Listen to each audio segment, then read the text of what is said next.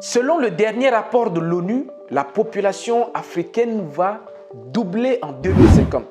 Oui, quand je dis comme ça, vous avez l'impression que 2050 c'est peut-être loin et doubler c'est peut-être petit. Mais non, pas du tout. 2050 c'est pas loin. Et si vous voulez, je vous donne des ordres de grandeur comme ça, vous voyez que 2050 c'est déjà là.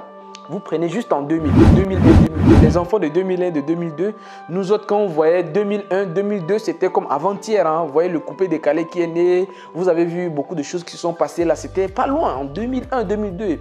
Et là, on est en 2023. Vous voyez comment le temps est allé très vite. Donc, 2050 va nous retrouver tout de suite là. 2050, c'est pas loin. Mais doubler, par contre, c'est beaucoup. Quand on dit quelque chose va doubler, c'est beaucoup. Un exemple, la population ivoirienne actuellement qui est à peu près de 29 millions, un peu plus de 29 millions, à peu près 30 millions, va doubler. C'est-à-dire qu'on sera à 60 millions d'Ivoiriens d'ici 20 quelques années. La même chose au Sénégal avec ses 17 millions. Le Sénégal va se retrouver probablement avec plus de 35 millions d'habitants. Le Burkina va se retrouver avec plus de 30 millions d'habitants. Vous voyez que les choses, la population va doubler.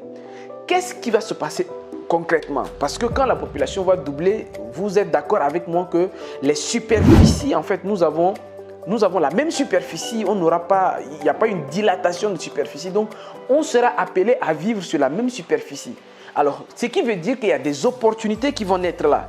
Donc, je pense que vous voyez là où je veux dire. Donc, lorsqu'on sera appelé à occuper toujours le même espace, mais grandir en termes de nombre, il y a des opportunités, principalement des opportunités immobilières qu'il va falloir se positionner dès maintenant.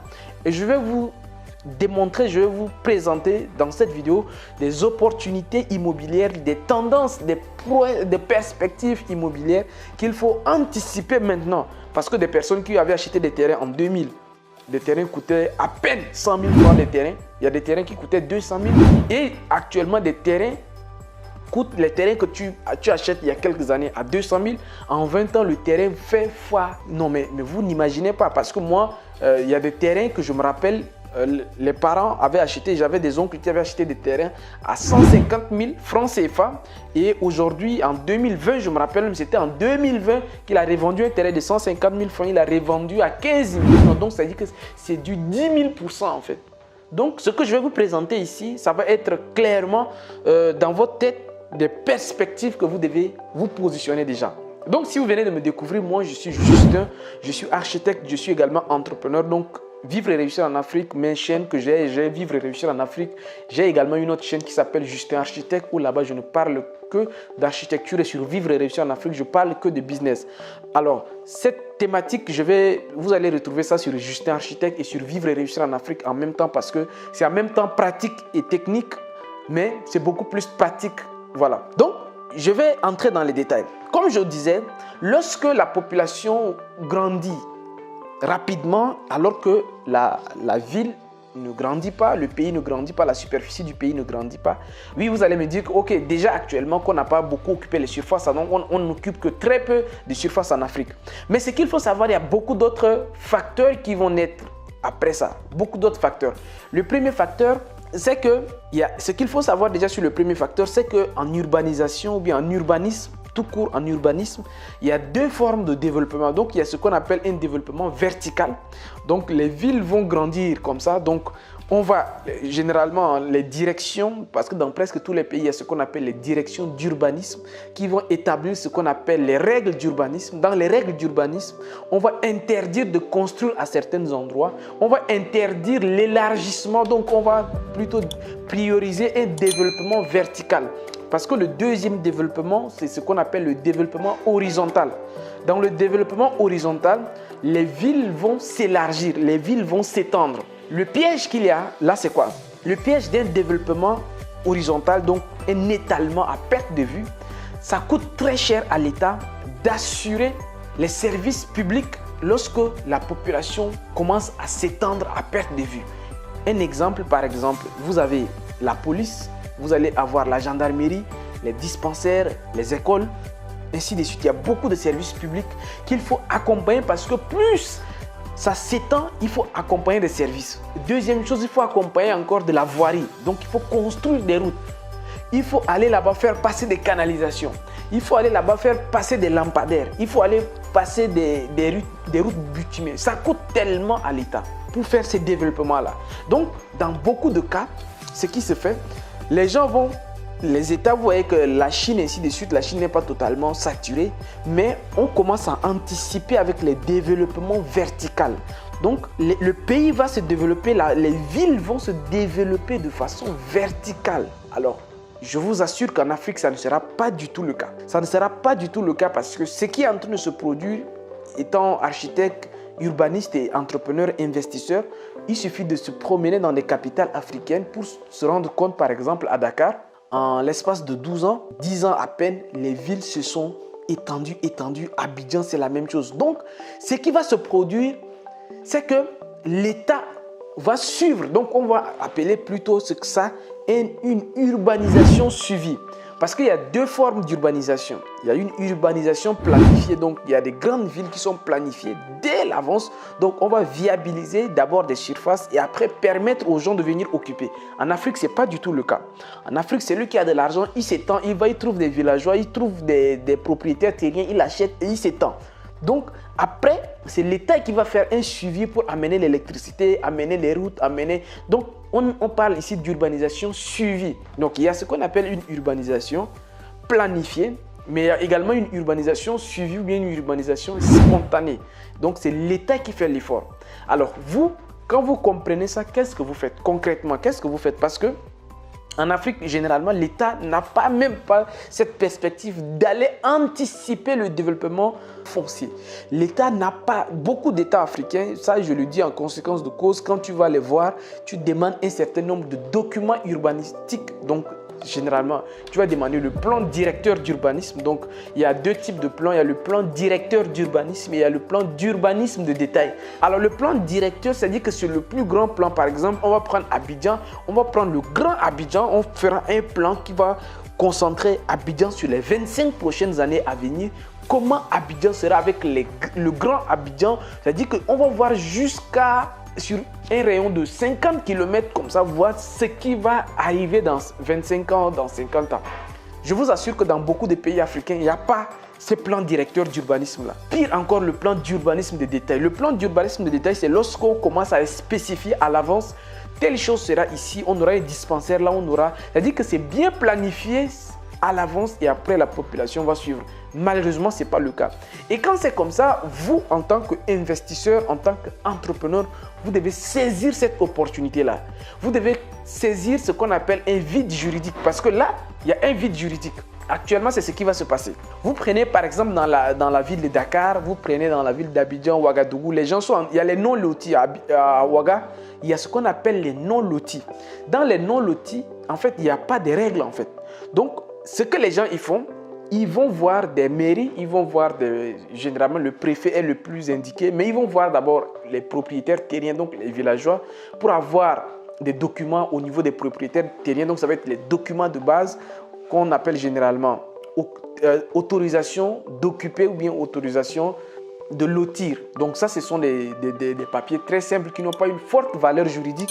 Mais quand même, tant qu'à faire, il faut aller acheter des terrains avec les villageois gardés parce que la population africaine va doubler. Je vous jure qu'il faut que vous vous mettez dans cette logique-là d'aller acheter des terrains même si l'État n'arrive pas encore là-bas. Parce que l'information que je viens de vous donner, la population africaine va doubler. Prenez la taille de Dakar. Dakar et ses environs, ça va doubler. Donc, vous allez vous rendre compte tout simplement que Dias, dans les trucs de Dias, Pout, c'est déjà dans Dakar. Sébi Kotan, ça c'est déjà dans Dakar. Jusqu'à, bon, même si ce n'est pas dans la région de Dakar, Pout, même si ce n'est pas dans la région de Dakar, c'est dans la région de Thiès. Mais même Thiès est déjà, dans les 25 prochaines années, Thiès est déjà une grande ville. Donc, Thiès et Dakar vont se toucher. Ils vont se toucher. Donc, si vous avez la possibilité de vous octroyer déjà des terres dans ces environnements, allez-y. Parce que les terrains que vous pouvez acheter aujourd'hui à Thiès, dans la zone de Mont-Roland par exemple, vous pouvez acheter des terrains actuellement à 500 000. Mais je vous assure que d'ici 10 ans, les terrains dans cette zone vont aller à 50 millions. Et ça peut-être, je le dis juste pour le dire, mais dans 10 ans, vu que l'aéroport se trouve déjà de ces côtés-là, ça va être la même chose à Abidjan. Abidjan, actuellement, quand vous prenez dans la zone Alépé, vous prenez dans la zone d'Alépé, Bassam Motobe, ainsi de suite, vous pouvez avoir les terrains actuellement à 4 millions, à 5 millions. Dans la zone d'Alépé, je connais des terrains, par exemple, nous, moi, Justin, Vivre et Réussir en Afrique, on a un réseau où nous vendons des terrains à Dakar, nous vendons des terrains au Burkina et nous vendons également des terrains en Côte d'Ivoire.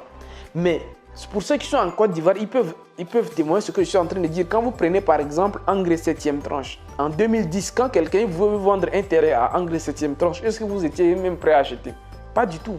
Mais aujourd'hui, 7e tranche, mais c'est ça même qui est Abidjan. On parle de 13e tranche maintenant. Donc moi-même, là, je recommande aux gens d'aller acheter vers les 15e tranches là-bas. Allez-y, 13e tranche parce que d'ici 5 ans, 10 ans, la ville va dépasser ça.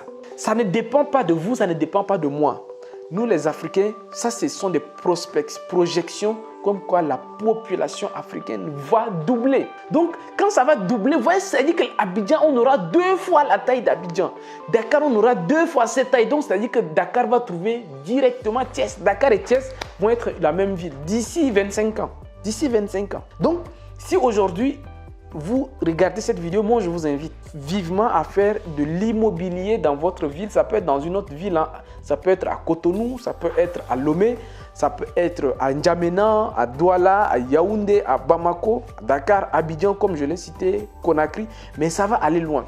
Ça va aller très très loin. Voilà pourquoi nous, au niveau de Vivre et Réussir en Afrique, nous avons mis sur pied un programme immobilier. Donc dans ce programme immobilier, on permet aux gens d'acheter des terrains par tranche. C'est-à-dire qu'aujourd'hui, vous pouvez acheter des terrains dans des zones qui n'ont pas beaucoup de valeur. Je vous parlais par exemple de Mont-Roland. Le Mont-Roland, c'est une zone qui n'est pas habitée à Thiès, mais dont les terrains coûtent 300 000. À l'époque, il y avait un an, c'était 300 000. Cette année-là, c'est déjà autour de 500 000, 600 000 comme ça déjà. Ce sont des terrains, bon, pas du tout habités encore. Oui, je suis d'accord. Mais je vous dis, c'est une projection qu'il faut faire. D'ici 1 an, 2 ans, chaque fois, le prix augmente de 25 à 50%. Chaque année, le prix augmente de 50 à 25%. Vous pouvez faire la même chose dans d'autres zones. Par exemple, la zone de Ndayan, qui les terrains actuellement sont à 8 millions. Mais il y a 2 ans, les terrains en Ndayan étaient à 3 millions, 4 millions. Et je vous jure, le port est en construction en Ndayan. Dès que le port prend fonction, vous n'allez pas trouver un terrain de 20 millions en Ndayan. Ça, c'est moi qui vous dis parce que Ndayan, en fait, le port sera en Ndayan et vous allez avoir de l'autre côté l'aéroport de Dakar. Donc, dans cette zone-là, les prix des terrains vont augmenter rapidement. Ça va être la même chose dans la zone de Bassam, là. Dans la zone, c'est une zone balnéaire d'ailleurs. Vous voyez, à Assini, il n'y a pas longtemps, les terrains, tout le monde aujourd'hui qui peut s'acheter des terrains à Assini, ce n'est pas tout le monde. Je vous donne comme ça des idées pour que vous puissiez déjà vous projeter. Et pour des personnes qui veulent investir dans l'immobilier, surtout, je le dis pour le moment, dans les 3 pays dont nous avons des propriétés, nous avons, bon, pas nous directement, mais nous avons des partenariats avec des documents, des mandats, comme on le dit, nous avons plusieurs mandats ici au Sénégal, en Côte d'Ivoire et au Burkina, où nous avons des équipes dans tous ces 3 pays. Nous possédons des mandats pour vendre le terrain avec des papiers, des propriétaires terriens même directement. Moi, je vous recommande déjà de prendre la manière dont nous on vous propose, c'est-à-dire que vous payez par tranche. Même si vous n'êtes pas à mesure aujourd'hui de débloquer 8 millions pour acheter un terrain dans la zone de Ndayan, vous pouvez déjà payer la moitié, 50%, et les 50%, vous projetez de payer sur 1 an, 2 ans ou 3 ans. Ça peut être la même chose dans la zone d'Alépé, à Abidjan. On peut vous donner la possibilité de payer une partie et d'échelonner sur 1 an ou sur 2 ans. À Bassam Motobe également. Tout ça, c'est Abidjan, donc dans la zone de Dakar, à Abidjan, à Ouagadougou. Vraiment, je vous invite vivement à vous projeter comme ça dans l'immobilier. Alors, pour finir, le dernier point que je vais soulever avec vous, c'est que si vous décidez de vous lancer ou pas, ça c'est moi je vous dis, soit que vous décidez de vous lancer dans l'achat de terrains actuellement dans des zones à faible valeur, que vous le décidez ou pas, les Chinois, les Indiens vont venir. Et on nous dit maintenant que les Russes sont en train de venir également. Donc, ça ne dépend, l'Afrique va se développer. Avec ou sans vous. Les terrains seront occupés avec ou sans vous. Donc, moi, je tire juste sur la sonnette pour que certaines personnes qui écoutent cette vidéo puissent passer à l'action. Je vais mettre ici le numéro de nos différents bureaux. Donc, ça va être le bureau de Dakar avec Vera Immobilier. Donc, vous allez contacter tout simplement Vera Immobilier qui s'occupe de tous nos projets immobiliers. Vous vous en doutez que Justin, seul, il ne peut pas gérer tous ces projets, toutes ces opportunités. On a une équipe d'une dizaine de personnes qui s'occupent de la partie immobilière de Vivre et Réussir en Afrique et de nos abonnés. Donc, écrivez-nous et vous allez tout simplement passer, voir, soit appeler ou quelque chose comme ça. Mais bref, je laisse les contacts pour plus d'informations. Donc les amis, merci beaucoup déjà d'avoir regardé attentivement ces détails-là où j'ai pris le temps quand même de vous expliquer en quoi vous devez investir dans l'immobilier. Vous n'êtes pas obligé d'investir avec nous, pas du tout. Vous n'êtes pas obligé, mais moi au moins je vous dis. Parce que vous pouvez garder même cette vidéo-là. Cette vidéo, on l'a fait en 2023, janvier 2023. Mais projetez-vous, janvier 2025, si vous retombez sur cette vidéo, vous allez voir ce que je dis. Quant à moi, je vous dis à très bientôt. Je vais enchaîner des vidéos comme ça sur l'immobilier, vous donner d'autres perspectives. Par exemple, là, aujourd'hui, je vous ai donné la vision, la perspective à long terme de l'immobilier. Mais dans les prochaines vidéos, je vais vous donner d'autres aspects de l'immobilier pour que ça vous fasse comprendre d'autres choses. Donc, si ces formats également, comme toujours, ça vous intéresse, dites-moi pour que je sache ça. Au revoir et à très bientôt. Ciao, ciao.